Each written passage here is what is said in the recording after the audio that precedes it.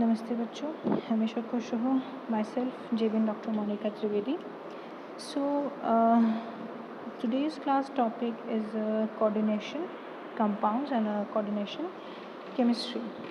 So as you have learned previously that there are different kind of salts are present and which have an ionic bond, which have a covalent bond, but the coordination compound has a coordination covalent bond.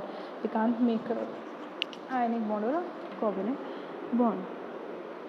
So we have learned about the simple salts and double salts which are dissociated in their constitute when they are soluble in a water. But those compounds which do not dissociated into into their constituent ions and in any solvent are known as a coordination or a complex compound.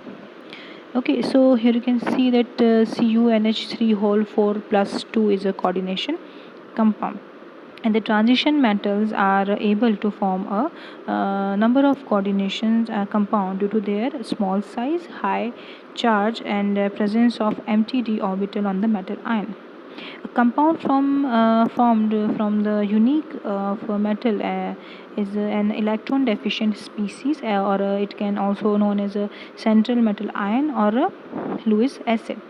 And electron rich species, which known as a ligand or it is a Lewis base, which can be donate one electron pair, is known as a coordination compound.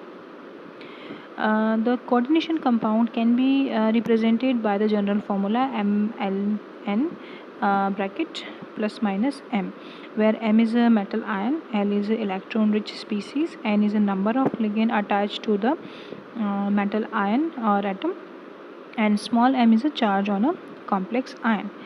Now you can see the first well-known coordination compound was Persian blue, which is Fe4 FeCN6 whole thrice.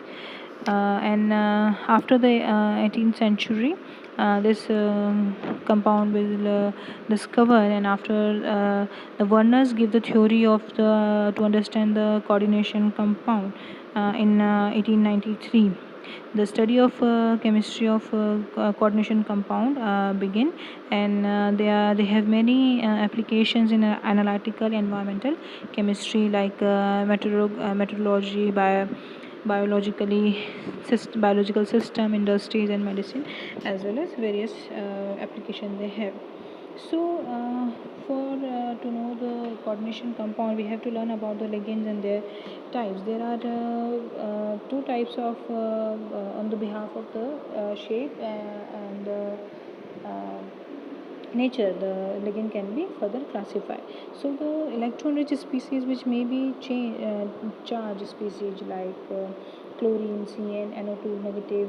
Okay, these are the negative ligands, or neutral species like H2O, NH3 and H2 CH2 C2 NH2 CONO. These are the neutral species.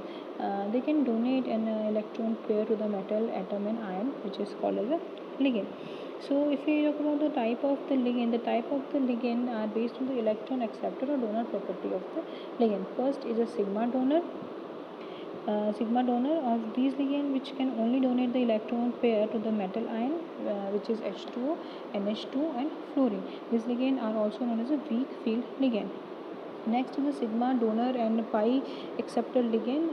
These kind of ligands can donate the electron pair and also have a tendency to accept the electron in a empty orbital, empty bonding pi molecular orbital. Such ligand can involve the back bonding, pi bonding with the metal ion.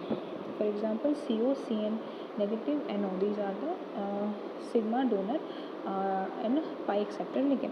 The third one is pi donor ligand, and those kind of ligand like benzene, ethylene, which do not have a lone pair of electron, but only pi electron from donation of the metal ion. The second type of the electron is in the base of the number of donor atom in a ligand. First is a monodentate or unidentate ligand. In this kind of ligand, they bonded to the metal ion to the single donor atom, and that's why they call a monodentate and a unidentate ligands, like a chlorine and H2O or ammonia. These ligands are uh, uh, you can see the in the this diagram you can see the monodentate ligand further divided in some categories. Second is ambidentate ligand. These kind of ligand can bind with the donor atom by the two or more sites. These ligand can attach through any of the donor atom. They can give the different name depending upon the nature of the donor atom. Okay, for example, NO2 is a donor. It can be combined with N or a O. Like a thiocyanide have a two donor side. It can be combined with S or N. Like CN, it can be combined with C or N. So these are some ambidentate ligands. Next is a polydentate ligand, which is bidentate, tridentate, tetradentate, pentadentate, and hexadentate ligands. So these ligands, you can see the example of the bidentate ligand like oxalate, 110, phenyloxime. These have two sides of a donor. Ethylene diamine, which is also known as EN dimethylglycine, GYM, and it has a two side for the binding. Next is a tridentate ligand. You can see in the three nitrogen atom, and they are tridentate ligand.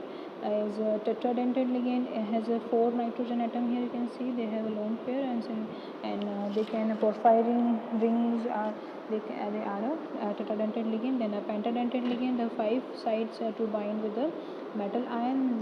The next is a hexadentate ligand, which is ADTA, the sixth side to bind with the metal ion. The next is based on a size of ligand. It is divided into like chelating ligand. They are the ligand that bind via more than one atom and form the chelate compound, like a ring compound. These complexes are more stable than the other complexes from the monodentate ligand, because they have a higher stability because of the chelate effect. Then macrocyclic ligand, these kind of ligands are the chelating ligand that can form the large ring in the surrounding central atom or ion, particularly or a fully bonded atom.